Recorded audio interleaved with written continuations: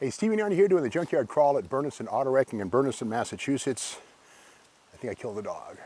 Anyway, this is a 1952 Studebaker Commander. Now you got to remember that before GM, Ford, and Chrysler became the big three, there was a whole bunch of independent car makers in Detroit, including Studebaker.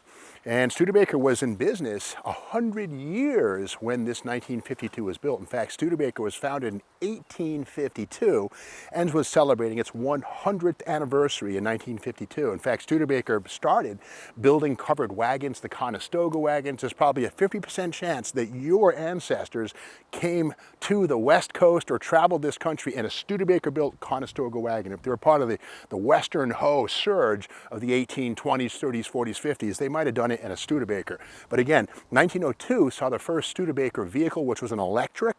1904, their first gas-powered vehicle. Now, 1952 here is the second year for something very important under the hood, a V8. Now, a lot of people say that Studebaker was too small and too poor to make their own V8. After all, Packard couldn't do it until 1955. Well, Studebaker pulled it off in 51 and was one of the first Detroit automakers to take on GM and the rest of the industry with their own home-brewed overhead valve V8. Now this is an overhead valve engine, not a flathead.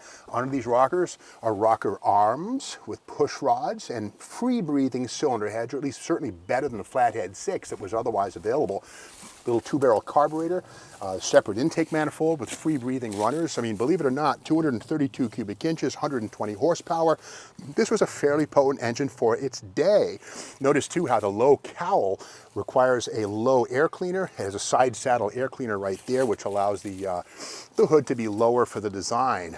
And speaking of design, this one here does not have the bullet nose, which would have been seen on 50 and 51 Studebakers, kind of represented by this Avon decanter, this little aftershave thing. But that's the bullet nose Studebaker 5051.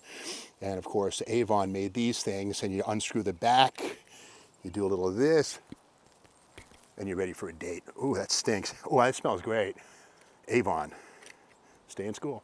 Anyway, so we continue, and this 1952 again, no more of that bullet nose stuff. We have this instead, but sealed beam headlights, of course, not a new thing in 52. They kind of arrived in 1940, but again, a lot of chrome. And here's the thing, 1952, America was getting involved in the Korean conflict. It wasn't a war, folks, and so the chrome was kind of crappy. In fact, chrome was a strategic material, so a lot of car makers, including Studebaker, used thinner chrome than they otherwise might have, so it degraded pretty quickly, as seen here.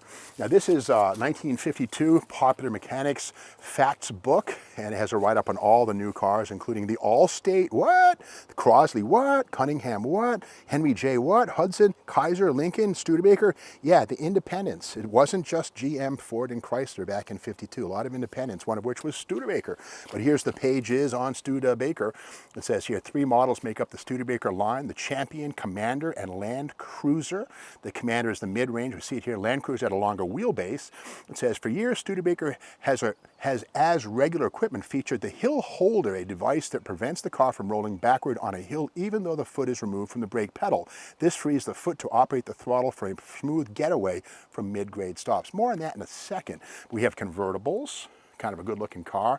The 2-door Starline Coupe, the Champion, beautiful-looking car right there.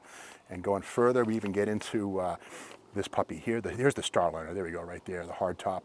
Just beautiful stuff. And again, all the specifications, either a 6-banger or V8. So you could have a 232 with 120 horse, or the 169 cubic inch 6-popper. But again, 232 cubic inches may not seem like a lot from a V8, but there it is. This engine would eventually grow to 259, 289, and even 304 cubic inches later on in the Studebaker Avanti. Yes, Studebaker also made the Avanti in 62, 3, 4.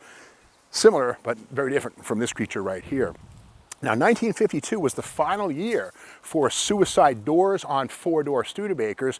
It would go to a more conventional rear opening door on 53, and also 52 was the final year for bolt-on rear fenders. 1953 would see integrated fenders, which were more expensive to repair if you had a fender bender, but more sleek and more in keeping with the times. Let's look inside this one here and look inside. And this one is kind of unusual. This is a 3-speed manual car, not the automatic. And yes, it has overdrive, and yes, it has the hill holder.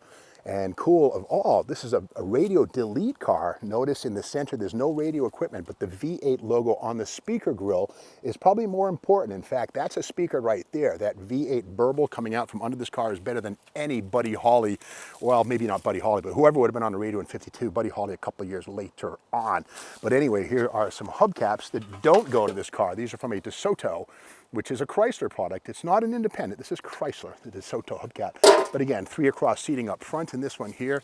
And again, the fixed B-pillar on the Suicide Coupe. Again, these are body-on-frame cars, not unit construction in this period of time. But again, the wraparound rear window, there were jokes. I think Bob Hope, a comedian and a legendary entertainer, would say the Studebaker, is it coming or going? Because of that rear window like that. And again, this is a Commander, as spelled out right here. Commander, and that cool font. And of course, the obligatory V8 logo. If you got it, flaunt it. V8s were the big deal after World War II. Everybody wanted a V8 car, and for good reason. Cars were getting bigger and heavier, and the Eisenhower interstate system was allowing 60 and 70 and even 80 mile-an-hour cruising speeds, don't get caught, and you needed a V8 to do that in the bigger cars. Here under the trunk, some cool stuff here. And pretty conventional, large trunk. Again, the vertical spare tire well right there, a Studebaker fixture. And this is interesting here. This is a Studebaker Packard stock certificate, 100 shares. This was purchased in September of 1963. Well, here's the thing. On December 20th of 63, just a few months later, Studebaker closed its South Bend, Indiana plant forever. Was this stock useless? Was it worthless? No, it wasn't, in fact. The reason why Studebaker got out of the auto industry was to get away from the expense of it. Studebaker lived on making nose cones for rockets, Gravely yard tractors. They even owned an airline. They went on into the 1970s as a highly profitable company. So that stock didn't lose its value overnight, but the automotive operation did end, except for in Canada. And here's the thing. Studebaker knew with over 1,000 US dealerships and thousands of UAW workers, they would have a major lawsuit on their hands if they just shut the door in December of 63. So they continued production in Canada as a loophole to get away from lawsuits from dealerships and former UAW employees. Go figure. But anyway, model cars of Studebakers go way back. Here's AMT's funny car, the Mr. Speed flip-top car right here. Can be built only one way as a funny car, kind of a cool deal. Funny car. And of course, this is a little similar but different thing. This is the Bonneville Racer, which was similar to, but actually could also be built as a stock Studebaker. We see the body on frame construction. This one here is a crazy dual Hemi with a clear hood. Kind of a cool little deal right like that. Kind of cool looking deal. And going way back to 1955 or 6, also by AMT, is this Studebaker facelifted Lowy Coupe, and this is like 55, I would say, right here. Beautiful design. This, of course, debuted in 53, Raymond Lowy, but this is a 1955 or so AMT promo right here. And the promos, of course, were promotional toys which would be given away or sold at car dealerships, where they say the little ones help to sell the big ones. Junior gets one of these, says, "Dad, let's buy that Studebaker," and a sale would be made because of the toy car. But as we make our way around, we can see interesting stuff like the very end of glass for taillight lenses right here. That is not plastic, that is glass. Kind of an interesting thing. That would become plastic within a year or two.